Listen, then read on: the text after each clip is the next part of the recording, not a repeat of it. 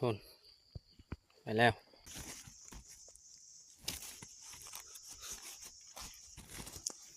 นี่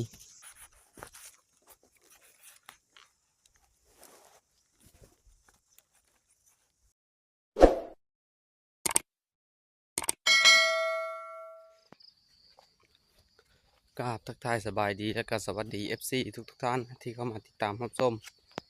ยินดีต้อนรับเข้าสู่ช่องเบาพม่าบ้านนามื่อนี้ก็สิไปหา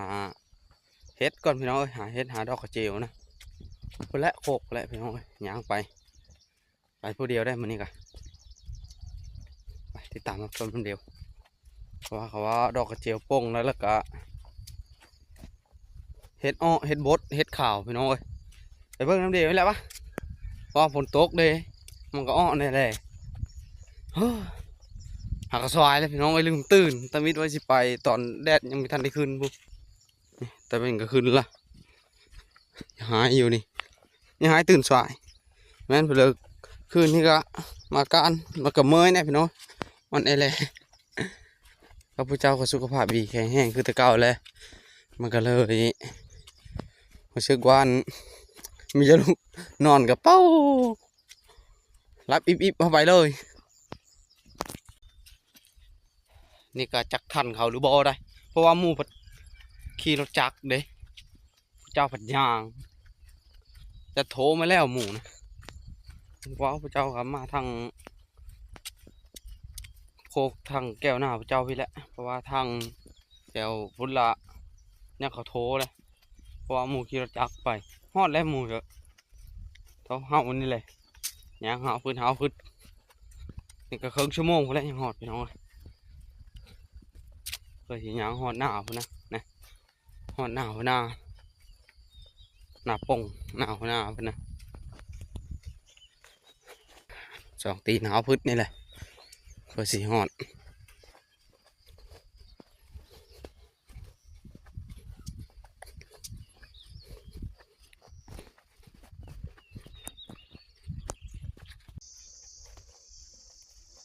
ตอนนี้ก็มาหอดเครื่องโซ่ทางเลยพี่น้องมามองจะเป็นดอกอะไรแต่ละก๊กเลยพี่น้องเ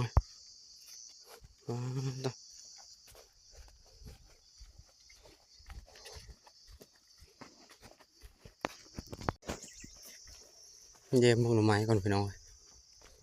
เห็นเขาจูดนี่อ๋อบอดเด้ยังมีอ้อเนาะเบื้องช่องเขาก็จูด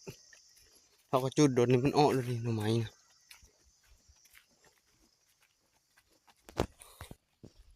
นกกดพวก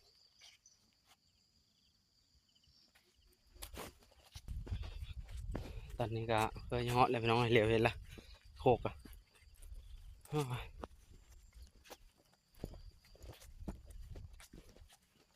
แดดจัดเลยมานี่แต่ละหอนแต่ว่าล่าสัตว์บ่ได้เหมือนนี่ได้แต่ ดอกกระเจียวเห็ดมาเจองูแต่สิงคาพี่น้องเลยต่อ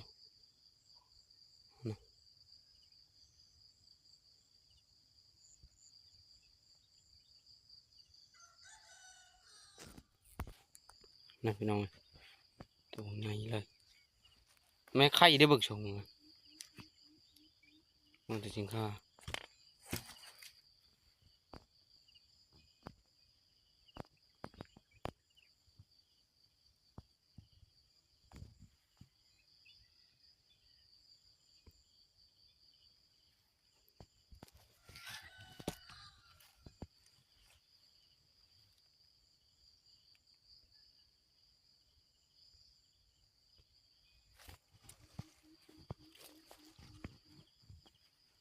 แม่งูสิงหน้าได้งูแต่สิงคานี่งูสาวคนเรามันคอเยอะอ่อนเหลืองๆสีส้มพี่น้องมันกันคอมันหมดพีส้นหางงูนี้ยำนี่กับมันยำนี่นะงูตัวนี้นะแต่ว่าค่อยไปกินงู มาพอจะเห็นมันอยู่แนวนี้พี่น้องเอ้ยจำมันจะเห็นนั่นเลยมันจะเลาะสาบบ่อยนะแล้วมันฝีงแดดบ่ค่อยกับบีหูได้ งูนี่นะ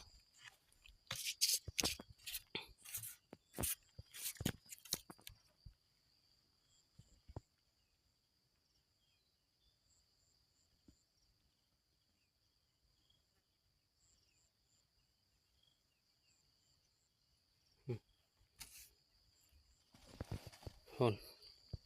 ไปแล้วคนหูบ่นั่นอะไรหูเลยคอยมีกินงูพี่น้อง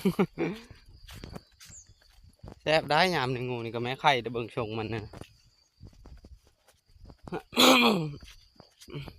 ทำไมงูสิงหน้านี่เซ็ตคอย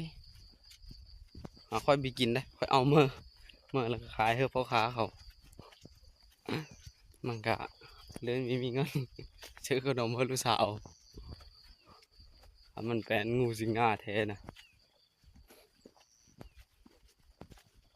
มันน่าจะเอามาพิงแดดพี่น้องแล้วเยอะลอกคาบเพราะว่ามันมีรัก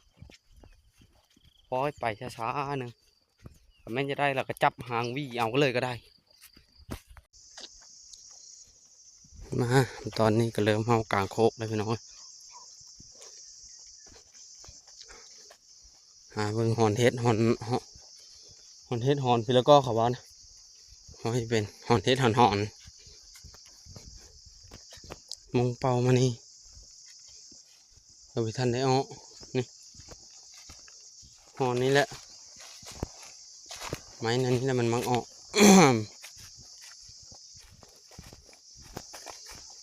เฮ็ดบดได้พี่น้อง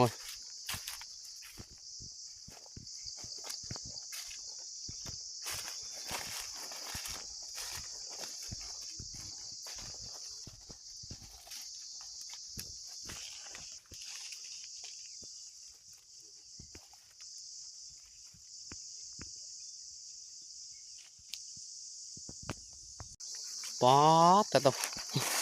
อ๋อนี่มันคือลายก็ได้เนื้อเลย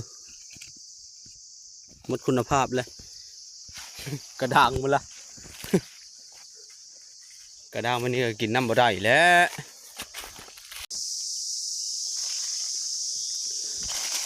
มานี้ก็แก่เห็ดขาวไปหน่อยเต็มมหาสาพดแก่มาละโอ้ยนี่ผักติว แกงเห็ด ไม่สบายเจ็บคอไปหน่อย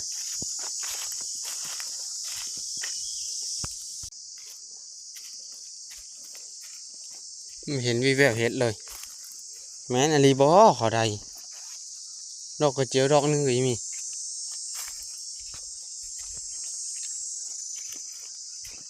เม็ดสมอยไฟไหม้กระต้าหอย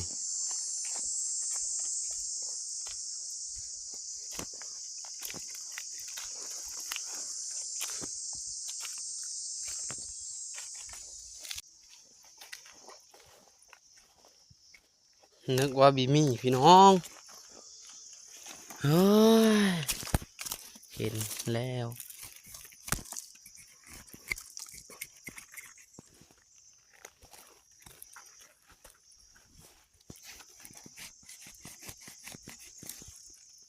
นี่นึกว่าบีได้ใช่แล้วบีเห็นเห็นดอกนึงเนี่ยความดีเจอไปตาหอดไปอีกก่อนแบบถูกพออีกแล้วนี่ไง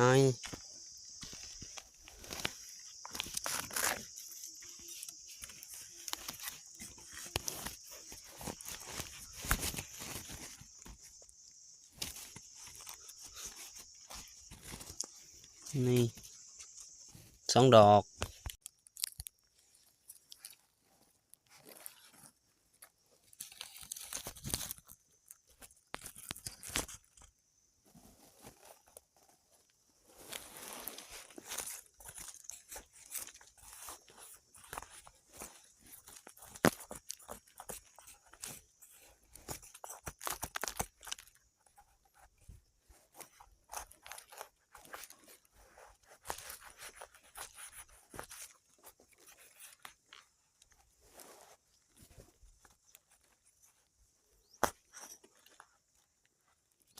ถ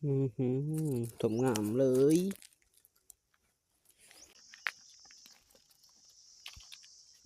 ดอกนี้แห้งงาม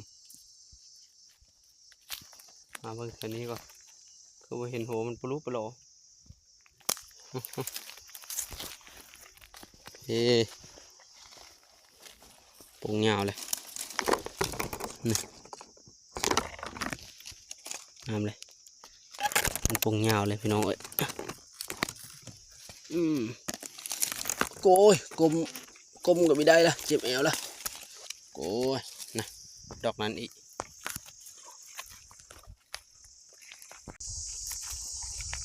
มีจัดนี่เลยพี่น้องเอ้ยมีเห็นนี่แล้วได้โอ้ยมันไปลักลี้ใช่เลยดิ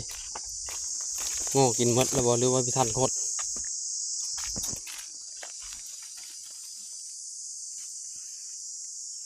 หยอดเครือกระทาดเราจังหยอดไปเลยเขาว่ากินได้ได้ไหนเราก็ยังไม่เคยกินลองเบิ้งจะมันเป็นเอาเด้อ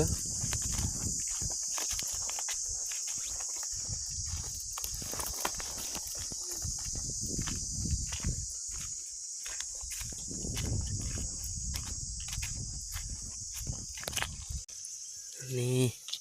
ยัง4 5 15 9มาเห็นดอกหนึ่งก็ลืมไม่ได้พี่น้องเอ้ย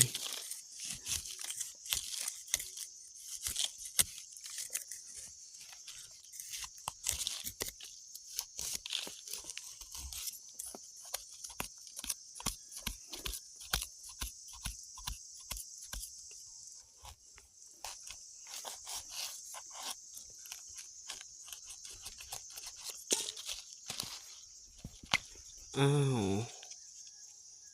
ก็ลองเป็นกระจุมเลาะมือก่อนพี่น้องเอ้ยเยอะเข้าละนี่แหละยางมานะเยอะเข้าไปมาหอดพี่มันก็สายแล้วดิดอกกระเจียวกะได้ในเดียวนึงได้เมื่อกินกับเจ้าเหตุการณ์เมื่อคืนนี้ละ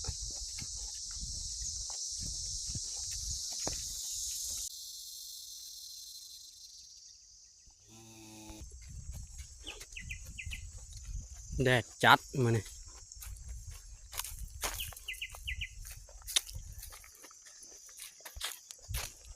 ได้มาเธอเลยพี่น้องดอกกระเจียวได้น้อยอีหลีเลยพี่น้องเอ้ยในตรงนี้นึงดอกกระเจียวอ่ะ